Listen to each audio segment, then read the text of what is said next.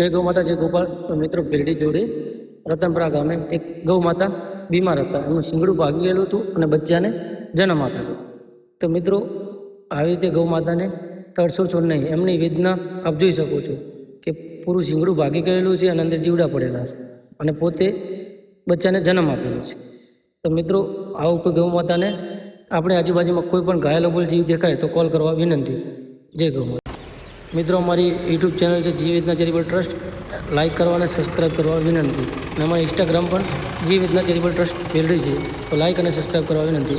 જય ગૌ માતા, જય ગોપાલ, જય દ્વારકાધીશ, જય માતાજી. જય માતાજી. મિત્રો આ ગૌ સેવાવાળા મોઢું રાત દિવસ મહેનત કરી રહ્યા છે. રોડમાંથી અકસ્માત થયો તો અમારે વિક્રમભાઈ હાજર હોય છે. ગમે ત્યારે ફોન કરો એમને તરત હેલ્પલાઇન કરી છે, તરત તાત્કાલિક હાજર આવી છે. હું બીજું કોમેડી કે